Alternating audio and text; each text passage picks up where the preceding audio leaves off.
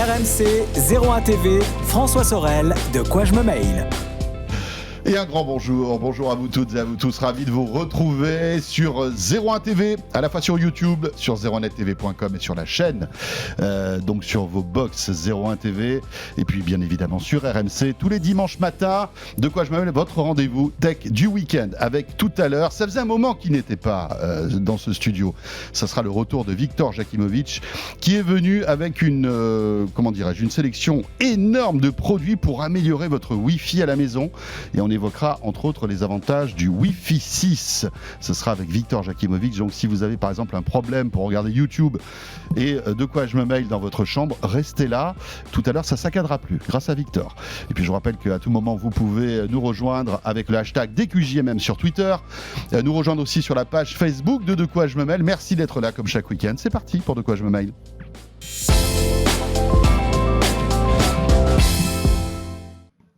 Et on commence bien sûr par le club de la presse IT. Jean-Sébastien Zan qui est là, fidèle au poste, comme chaque semaine. Bonjour Jean-Sébastien. Bonjour François, bonjour à tous. Et à ses côtés, la team 01net au maximum. Le directeur de la rédaction de 01 est là, Christopher Simili. Bonjour Christopher. Salut François, salut Jean-Sébastien, bonjour à tous. Salut. Voilà, et on salue Emmanuel Paquette qui n'a pas pu venir, mais on est très heureux d'avoir toutes les forces, les forces puissantes, on va dire, de 01 aujourd'hui dans ce De quoi je me mail. Et on va commencer par Samsung qui, évidemment, a eu sa semaine avec sa keynote qui s'est déroulée à San Francisco, que vous avez peut-être suivi d'ailleurs sur 01 TV en direct, avec une grande soirée. On avait mis les petits plats dans les grands pour vous présenter toutes ces nouveautés. Jean-Sébastien, on va les récapituler pour tous ceux qui n'étaient pas avec nous. Oui, tout à fait. Alors, si vous avez suivi un petit peu cette semaine, comme tu disais François, vous avez pu voir donc apparaître les 3 nouveaux Galaxy S20, donc le Galaxy S20, S20 Plus, S20 Ultra. Donc c'est des téléphones avec des écrans qui vont jusqu'à 6,9 pouces, des écrans AMOLED, avec des dalles 120 Hz, quadruple capteur caméra pour le S20 Ultra, zoom x100, ce qui est quand même assez impressionnant, processeur Exynos 990, le dernier en date de Samsung. Donc clairement c'est la nouvelle Rolls de la marque, qui est presque vendue au prix d'une Rolls, puisque les prix vont de 909 € jusqu'à, pour le Galaxy S20 4G, donc jusqu'à 1559 €. Oui, ça, c'est le prix par semaine pour s'acheter une Rolls. Voilà, par semaine, tout à fait, c'est un abonnement. Pendant 10 ans. Et pour le S20 Ultra, donc qui est 5G, lui, on va jusqu'à 1559 € pour la version 512 Go. Alors c'est très fort parce que c'est quand même plus cher que les iPhones d'Apple. Donc ils ont fait très fort Samsung là-dessus. En fait, il y a une surenchère des tarifs du très très haut de gamme. Oui, après on parle des prix de départ des iPhones. On sait l'iPhone 10S Max 512 Go, ça coûte. Mais je crois qu'il est moins cher. Je crois qu'il est moins cher de 100 €, je pense. Le 11 Pro Max, Samsung. À config équivalent, stockage. Ils ont fait très fort Samsung. Après, on a la 5G pour ce prix-là, qu'on n'a pas sur l'iPhone. Voilà, enfin, je veux dire, après, il va falloir voir les modules photo, Christopher. Oui. On attend de pouvoir les tester et voir un peu ce qu'ils ont dans le ventre. Oui, alors on a une première prise en main de Nicolas Lelouch qui était à San Francisco, donc de 01. Il a fait une première prise en main du S20 Ultra, donc 4 capteurs photo plus un capteur TOF. Vous savez, c'est Time of Flight. Ça sert beaucoup à la réalité augmentée, réalité mixte. Samsung ne s'est pas beaucoup étendu sur quelle va être vraiment la finalité de ce capteur. Peut-être que ça va servir aussi à la photo, on ne le sait pas. Mais en tout cas, 4 capteurs photo qui donnent un panel d'utilisation qui est très large, entre du téléobjectif au mode macro. Franchement, c'est, je pense, d'un point de vue technique, la partition photo la plus complète et la plus ambitieuse du marché.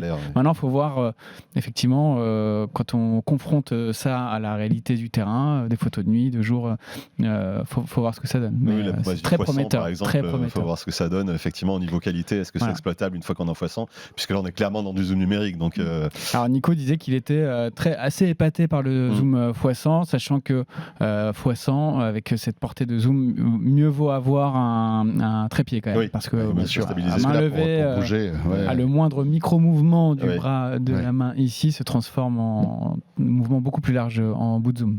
Voilà. Et puis, donc, la 5G, c'est quand même aussi, on va dire, les premiers téléphones officiels à sortir en France compatible 5G, je crois bien. Il n'y a pas d'autres téléphones 5G Alors, qui sont d'ores et déjà sortis en France, en tout cas oui, officiellement. oui. Je ne pense pas, Et de effectivement. manière voilà. aussi largement Et de manière aussi distribuée, large, hein, c'est-à-dire voilà, là, bien sûr, oui. Alors que la C'est un 5G acteur n'existe majeur là, du marché Voilà. qui fait. Donc, alors que la 5G Oui, n'existe alors pas encore. hein. c'est intéressant la 5G. Donc le S20 Ultra est disponible en 5G. Les 2 premiers modèles sont disponibles en 4G et en 5G. On pourrait se dire pourquoi Samsung finalement n'a pas sorti ces modèles qu'en 5G uniquement. Voilà. Moi, j'ai ma petite idée sur la question. Si je vous donne un indice, j'aimerais bien connaître les autonomies des modèles 4G par rapport aux modèles à leur équivalent en 5G. Et évidemment, on va regarder ça de très près au labo de 01net, mais je pense qu'il y a un petit sujet. il y a des chances, oui. Voilà, alors ça c'est le premier gros morceau. Voilà, qui sort le 13 mars. Donc, Qui sort le 13 mars, voilà, en Exactement. France. Hein, et parallèlement à ça, alors c'était un secret de polichinelle, hein, Samsung Évidemment. a annoncé son fameux Z Flip. Oui, donc le deuxième smartphone pliant de Samsung après le Fold, qui cette fois-ci se plie dans l'autre sens. Hein, donc ça reprend la forme de téléphone à clapet, comme l'a fait Motorola il n'y a pas longtemps avec son nouveau Razr. Alors c'est un replié, c'est vraiment un petit carré qui est hyper joli. Excuse-moi, Jean-Sébastien, tu parles de quel appareil? Ah oui, tu as sorti ton Z Flip. Mais tu as un Z Flip, Christopher? Oui, figurez-vous qu'on est 01net, donc on a tout en avance. La On l'a classe. ici, Alors regardez, je peux vous montre, voilà, montrer. regarde, tu as la caméra. Pour tous ceux qui sont avec nous en Voilà. vidéo, on est en train de vous le montrer. Voilà, il est là. Alors l'intérêt aussi, Jean-Sébastien, c'est que par rapport au Fold, on peut l'ouvrir un tout petit peu sans qu'il se referme ou s'ouvre, Oui. en fait. Hein. Tout à fait, on peut avoir des positions intermédiaires. Voilà, des positions intermédiaires. Voilà, on peut le plier donc à 90 degrés par exemple, le poser sur une table, ça sert un peu de trépied pour pourquoi pas faire un selfie, mais ça sert aussi par exemple à Google Duo qui est l'application de visioconférence de Google qui est directement intégrée dans le téléphone, et en fait la partie du haut, elle montre son correspondant, la partie du bas sert de menu, donc c'est vraiment très sympathique, on peut converser, finalement un peu comme avec son ordinateur, ça reprend un peu la forme d'un ordinateur portable, sans avoir à le tenir dans la main, et c'est très bien fichu. Et puis une fois déplié, voilà, c'est un grand écran de 6,7 pouces, donc c'est quand même hyper chouette à utiliser. Enfin, je trouve vraiment que le form factor, il est génial, quoi. Alors, la bonne nouvelle, c'est que ce téléphone, à l'heure où l'on parle, est d'ores et déjà officiellement disponible. Exactement, disponible depuis cette fin de semaine, et il est vendu 1509 €. Voilà, sans avoir forcément une configuration ultra haut de gamme et aussi haut de gamme que le S20, mais malgré tout, ça reste beaucoup plus abordable que le Fold qui est à je plus crois de 2000 €. sur la partie photo, c'est une config qui est équivalente à celle du S10, qui était déjà franchement Oui, bien sûr. plus que correcte. Et puis 1500 €, c'est à peu près le même prix que celui de Motorola, qui a été dévoilé cette semaine aussi. Vous vous rappelez du fameux Razr, ce produit emblématique qui ressort avec un écran aussi pliable, un peu plus cher que le Z Flip, avec une configuration technique quand même moindre. Ah oui, Donc, qui est moindre. en tout cas, sur le marché, sur ce form factor, comme on dit dans le jargon, Samsung a un positionnement prix le plus intéressant du marché. Quoi, voilà. Ouais.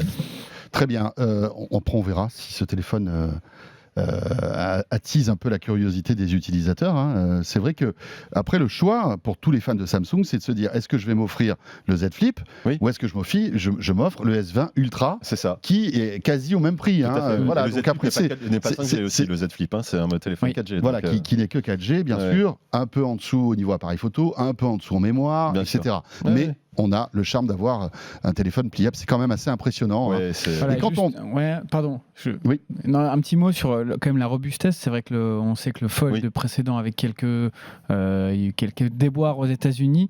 Très franchement, ce modèle-là, quand on l'utilise, il donne un sentiment de solidité un peu plus que le Fold. Plus important. Et d'ailleurs, le film qui recouvre l'écran sur le Fold que les Américains adoraient arracher, là c'est impossible parce que ce plastique a été remplacé par du verre. C'est un verre souple en fait, qui est sur l'écran. Donc le rendu est vraiment très joli. Faut voir ce que ça donne sur la durée, mais c'est plus prometteur, je trouve. Voilà, le Z Flip d'ores et déjà disponible. On enchaîne bien sûr avec évidemment d'autres sujets liés à l'actualité.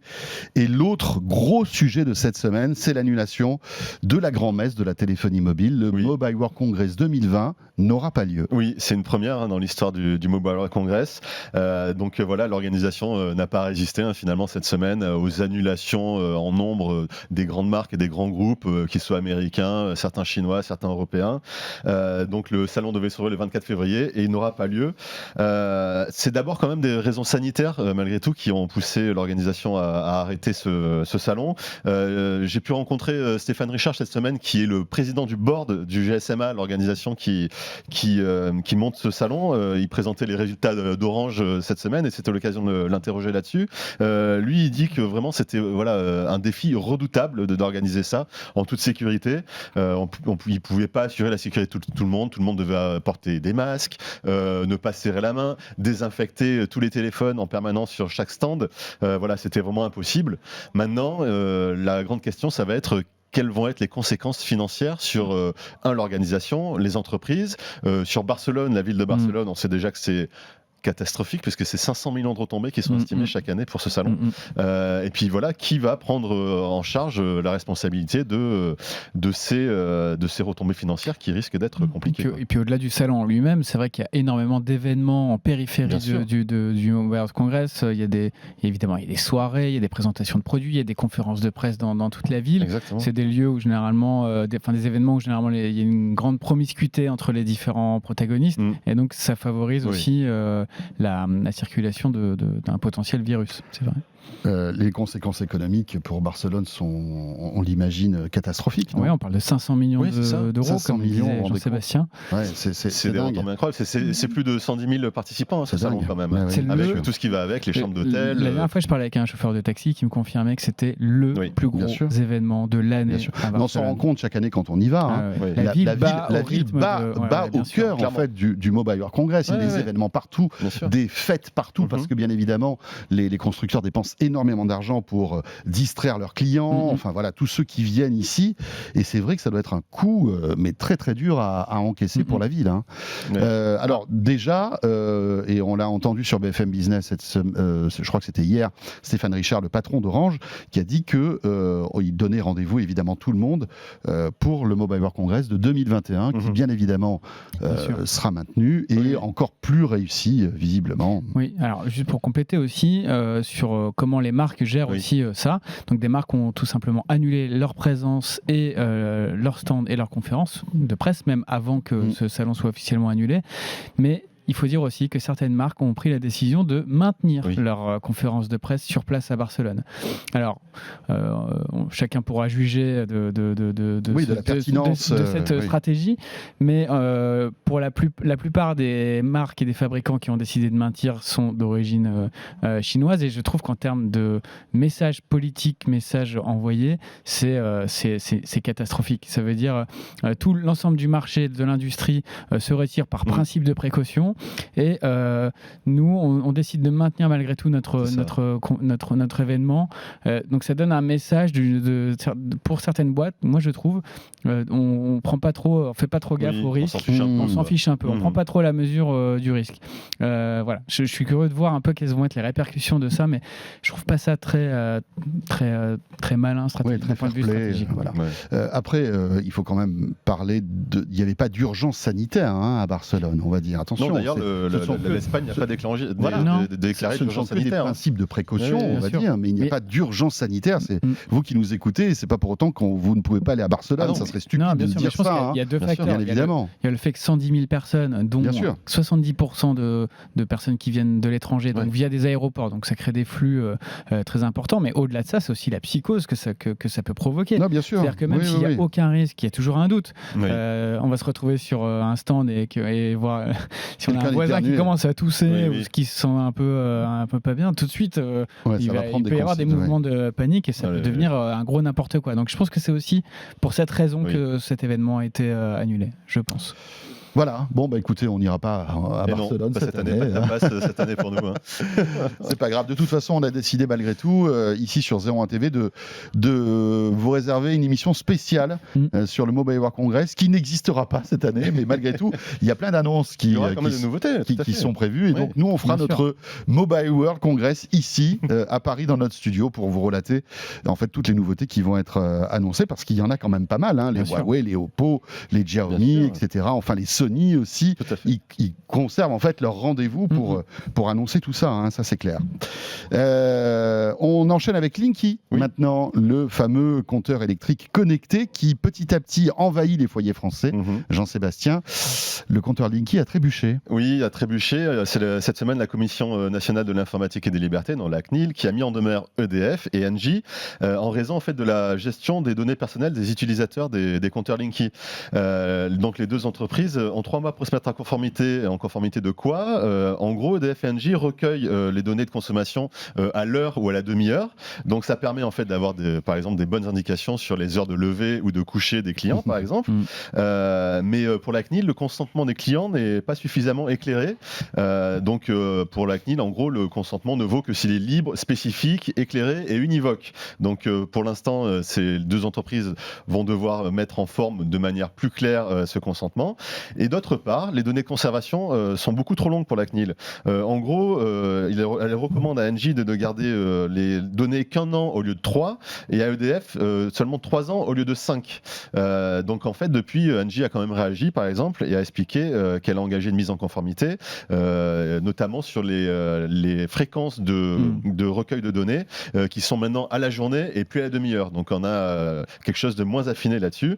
Alors évidemment, c'est pas la première fois que les compteurs Linky font polémique. Il y a certaines associations qui les accusent de diffuser des ondes, d'autres qui accusent justement le recueil de ces données personnelles, d'autres qui accusent des dysfonctionnements aussi au niveau des foyers, des lumières qui s'éteignent, etc. Donc voilà, ça fait un caillou en plus dans la chaussure de Linky depuis son lancement. Non, puis on peut. C'est vrai que EDF en ce moment, enfin EDF et Engie, c'est pas trop la fête en ce moment avec les évictions, enfin les mouvements qu'il y a à la tête de ces entreprises. Notamment chez Engie, hein, parce que notamment chez Engie. La directrice générale va partir ou est partie, je sais pas, mais enfin, en tout cas, elle est devant la porte, hein, pas loin. Sur les compteurs Linky, il faut juste éviter de tomber encore une fois dans la psychose et la théorie du complot. Là, c'est une mise en demeure comme la CNIL, enfin des condamnations comme la CNIL en fait chaque semaine. Là, c'est retentissant parce que c'est des énormes entreprises françaises, mais ça n'a aucun rapport avec la nocivité supposée des compteurs. Là, c'est juste c'est complètement règlement RGPD, consentement du utilisateur. La NFR, l'Agence nationale des fréquences, avait fait des études faut pas minimiser, c'est important. Sur les émissions et en disant il n'y a pas de risque absolument. C'est tellement faible au niveau des émissions d'ondes qu'il n'y a absolument aucun risque.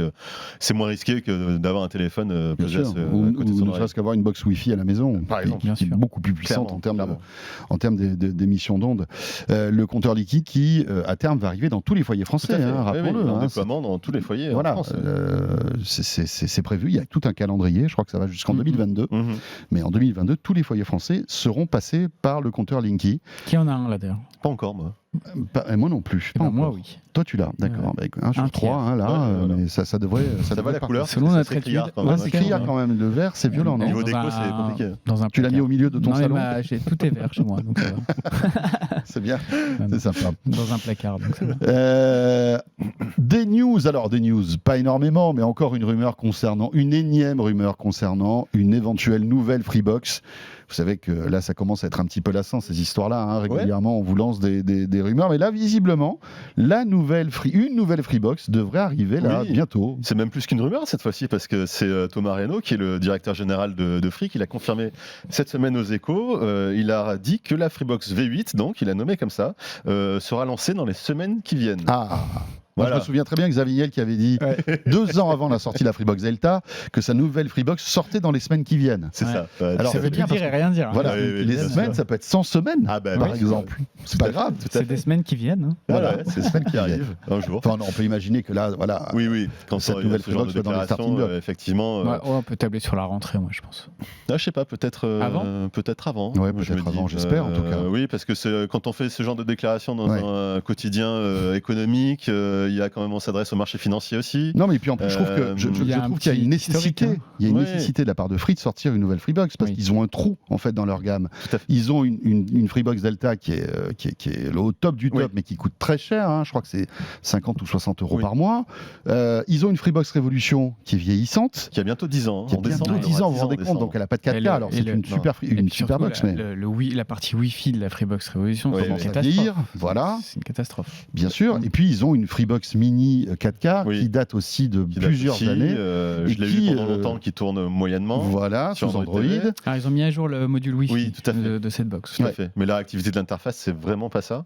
Donc Mm. en fait, ils ont un trou dans leur Oui, offre. oui. Elle est pas cohérente, elle Mais est pas serait homogène. là leur pour offre. remplacer certainement soit la Bien Freebox Mini 4K, soit la Freebox Revolution. Révolution, je pense. Sûrement. Enfin, ouais. Voilà, mais c'est un petit peu en dessous de la Freebox Delta, effectivement, parce que c'est difficile de faire plus haut de gamme que. Et est-ce la qu'on a Freebox des infos sur les spécificités de cette box Rien ou du pas tout. Rien C'est du tout. Juste l'annonce en disant elle est confirmée.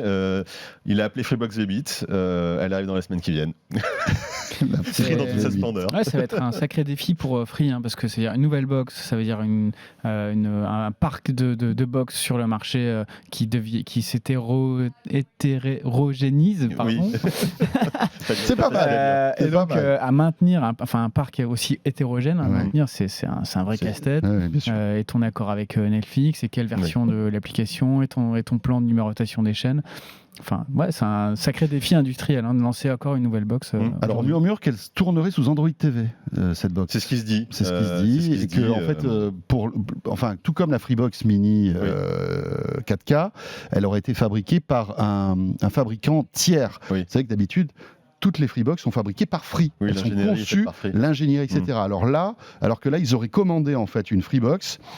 Sur une étagère, après le design serait un design Free, mais disons que c'est pas une Freebox 100% Mais c'est un bon fabriquée par OS, Free. c'est un bon OS. Le seul truc, c'est que il faut avoir un processeur derrière qui tient la C'est ça. route. Oui. Et de la mémoire. Et de la C'est mémoire. Oui, oui. Mais une fois que si derrière techniquement ça tient la route, l'OS est très agréable, franchement. Oui, bien sûr. Et puis c'est possible effectivement que Free soit pas obligé, mais contractuellement avec Google, je vous rappelle que la Freebox Mini 4K était là pour compenser les soucis de YouTube à l'époque, qui étaient très très lents. Et finalement, Free et Google avaient trouvé un accord en disant bon, ok, Voilà. on débride YouTube, mais vous me sortez une box avec Android à l'intérieur. Exactement, c'était ça quand même l'accord Ouais, entre les deux Et parties. rappelons que le lancement de la Freebox Mini 4K avait été catastrophique. Mhm. Moi, je l'avais reçu, ça ne marchait pas. Il a fallu attendre des semaines avec un firmware à peu près correct pour qu'elle fonctionne correctement. Enfin, ça a Je été l'ai un rendu au lancement bout de chaotique. 2 mois, je crois. Moi, je l'ai eu pendant des années et à chaque fois que j'allumais ma télé, je regrettais. Vraiment. Non, Non, mais c'est vrai. Ouais, Voilà. la réactivité surtout. Ce qui est dommage parce qu'Android TV est très bien. Non, mais est-ce que peut-être qu'il pourrait très bien faire un accord avec Nvidia, qui a des très bonnes box Android, Bien sûr, avec bien du sûr. gaming, Ouais, ou Xiaomi. GeForce Now qui Tout à permet fait. de jouer dans le cloud. Et souvent, peut-être peut-être des choses intéressantes à faire. Bon, en tout cas, le suspense est total. Espérons que ces quelques semaines ne soient que quelques semaines. On verra bien. On va terminer ce club de la presse IT avec, encore une fois, quelques rumeurs concernant le nouvel iPhone low cost qui serait dans les starting blocks. Oui, qui serait dans les starting blocks. Et puis, on commence certainement à percevoir un prix quand même. On se dirige vers quelque chose d'assez abordable. C'est en effet la troisième source assez sérieuse depuis quelques mois qui indique ce tarif de $399. Alors, évidemment, c'est du hors taxe. On le sait, les prix américains. Mais globalement, c'est l'équivalent du premier iPhone SE qui, en France, était vendu 489 €. Donc, ça serait quand même un iPhone 9 à moins de 500 € sur le marché. C'est quand même assez rare pour être signalé. Alors évidemment, pour ce prix, on sait que cet iPhone 9 ou iPhone SE2 reprendrait le design de l'iPhone 8. Donc il n'y a pas de Face ID, il n'y a pas d'écran sans bord. C'est vraiment la même forme que ce modèle-là, avec un écran de 4,7 pouces LCD. Mais en revanche, ce serait bien la puce de l'iPhone 11 qui serait intégrée, donc la 13, qui est quand même une puce assez surpuissante sur le marché. On va dire. Voilà, donc normalement, le téléphone devrait sortir en mars si le coronavirus ne s'en mêle pas, parce qu'on sait que ça cause quelques retards dans les usines chinoises. Oui, donc, rappelons qu'il y a certaines usines qui sont à l'arrêt suite au coronavirus, parce que ce qui est tout à fait logique. On parlait tout à l'heure d'endroits confinés. Imaginez dans une usine où vous avez des milliers de personnes qui travaillent avec une promiscuité totale. Je veux dire, souvent, les ouvriers en plus habitent à côté dans les logements fournis par l'usine. Bien sûr, ils sont tout le temps entre eux. Voilà. Puis la province de Shenzhen, le cœur industriel de l'industrie électronique, peut être une bombe à retardement. l'une des zones les plus touchées par le virus en Chine. On verra bien à quoi ressemblera ce nouvel iPhone. Moi, je suis un petit peu perplexe quand même, parce que je me dis qu'avec toutes les nouveautés qui arrivent là, et conserver en fait ce design de cet iPhone qui est quand même, enfin excusez-moi, mais ça date de l'iPhone 6. Hein, on est d'accord, Tout à c'est le fait. même design Ouais. que Tout à fait. l'iPhone 6 qui est sorti. C'était C'était en 2014, je crois. 2013, quelque chose enfin, un truc Ouais, comme ouais. ça. Mhm. Donc voilà, c'est un téléphone qui a un design qui a 6-7 ans, quoi. Oui, mais en fait, je pense que ça s'adresse plutôt aux gens qui hésitent à acheter un iPhone d'occasion en se disant Ouais. voilà, j'ai envie de rester sur iOS, Android, ça me plaît pas. Et finalement, d'avoir un iPhone 9 à moins de 500 € avec le dernier Pros, on aura quelque Pourquoi chose de. Voilà, c'est un public différent. Chris, qu'est-ce que tu en penses? Oui, je suis d'accord, c'est ça clairement le mouvement d'Apple. Après, je pense pas qu'ils vont l'appeler iPhone 9 parce que ça voudrait dire un nouvel iPhone, mais un nouvel iPhone à moins de 500 €, je sais pas si ça va pas, je pense, dans la stratégie d'Apple. Je miserais plutôt sur un SE 2, mais oui, je suis d'accord en termes de design. C'est quand même dommage de conserver encore ce boîtier. Après, c'est des rumeurs, hein, on ne sait pas. Non, On oui, n'est bien pas à sûr, l'abri d'une surprise. Bien sûr. Ils peuvent aussi très bien reprendre le Oui, principe oui. des iPhone 10. Ouais, Peut-être avec des a plus grosses priori, ça bordures. sera pas trop le cas. Quand Non, on mais voit avec des les plus gens grosses qui bordures qui sortent des infos qui sont plutôt bien Ah ouais. renseignées, normalement, ça se dirige plutôt vers ça. Mais, bon, On verra bien. Ouais, tout On à verra. De toute façon, tout ça va arriver sans doute en mars. Oui. Hein. Et on aura l'occasion d'en reparler. Merci à tous les deux. Merci à Jean-Sébastien fait. Zanqui Merci. Merci. de la rédaction de zeronet.com et merci à Christopher, voilà, Siminelli, directeur de la rédaction. Vous restez avec nous.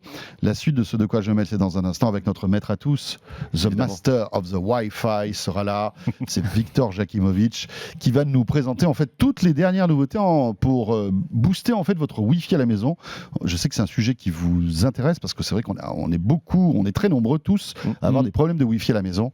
Victor va nous donner quelques petits conseils dans un instant. Merci de nous suivre. À tout de suite. De quoi je me mail sur RMC et 01 TV.